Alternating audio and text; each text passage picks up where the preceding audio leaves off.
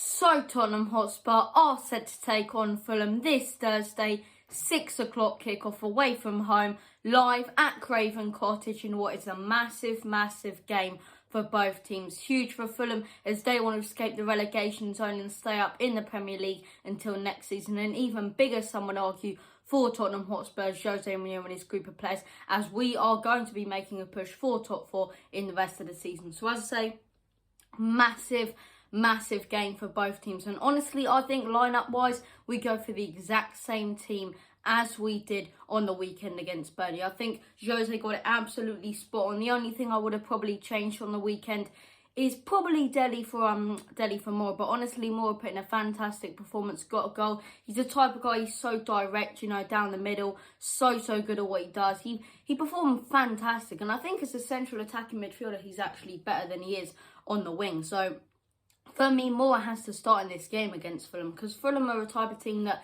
they'll sit back, but then they'll love to keep possession. They love to keep possession. They'll find an opening. Once they get that opening, they'll take their chances. They're well renowned and very well known for taking their chances. And honestly, they're not an easy team to beat. Manchester United, when Man U were top of the league, had to go to Craven Cottage. They managed to scrape out a 2-1 win. Liverpool 1-0 with Fulham. So as I say, out of everyone in the relegation zone currently in the Premier League, Fulham are probably the most likely to actually stay up. And I think they will stay up under Scott Parker. Scott Parker's a manager I really do rate, taking a really bad Fulham side from the middle of the Championship, honestly. Former Tottenham player Scott Parker, taking over as their manager and bringing them straight back to the Premier League and in a fight where they might actually be able to stay up. Absolutely phenomenal. And also taking them to the playoffs, as I say, in the Championship and winning it for them. So they already have a trophy under Scott Parker. So massive game for Fulham, as I say. I think they do have some players that we need to be wary of. The likes of Ademola Lookman, I really admire him. Even Mitrovic as well, their striker. I think he's absolutely fantastic, as I say.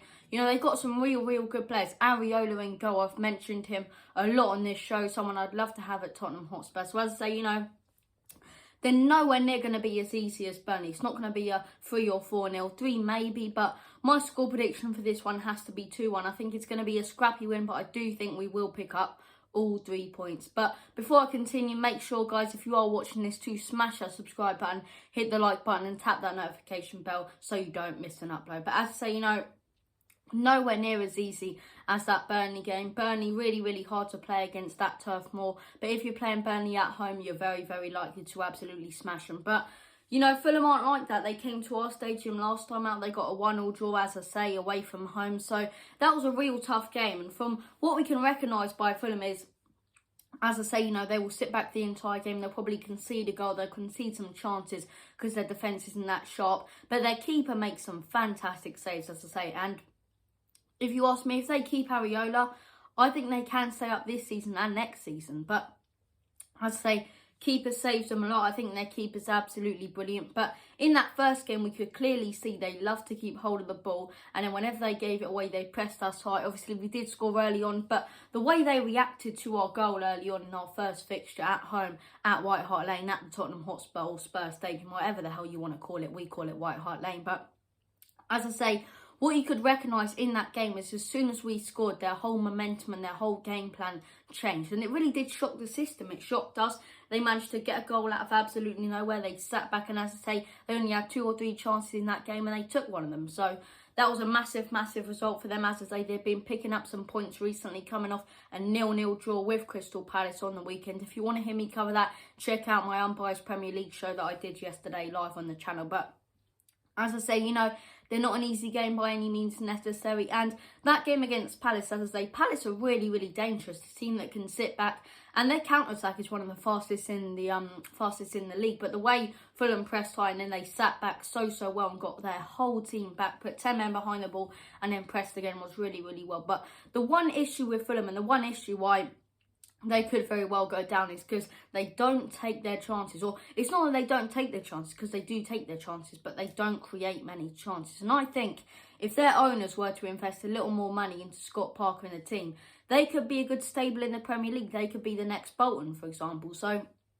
I think Fulham, I think they have a high chance of staying up under Scott Parker. As I say, he's a manager that I really, really do rate. I think he's fantastic. I wouldn't mind him down the line at Tottenham Hotspur, but nowhere near. But a lot of people also asking me, Steven Gerrard, would you like him at Tottenham Hotspur? Frank Lampard. I think Lampard would never come to Tottenham. Gerrard, maybe. I think he'll want to go for that Liverpool job once Klopp leaves and do a little more Rangers, as I say. But a lot of people asking me that if Jose got sacked, but I don't think Jose is getting sacked now. I honestly think we can go on a good run of form. I think we can, we've got a good run of games. No games are easy this season, but a good amount of fixtures, winnable fixtures. Obviously, Fulham away, that's going to be a tough one, but I do think we can win that. Obviously, Palace as well at home. I think we'll smash them at home, honestly, but, then we've got, I believe it's Dynamo Zagreb, then Arsenal, then Zagreb again, and then Villa. So some tough fixtures coming up. But I think the Arsenal game coming up, we need to build momentum heading into that one. Because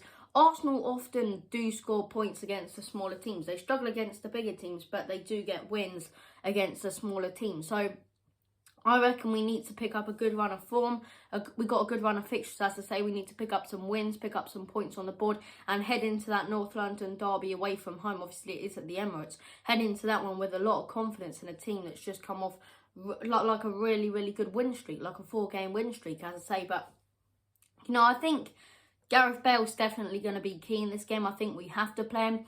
But do I think we'll play him? That is the question. I think you could see Jose Mourinho go with Lamela or Bergwijn. It's one of those games I do see him playing Bergwijn and saving Bale for the weekend.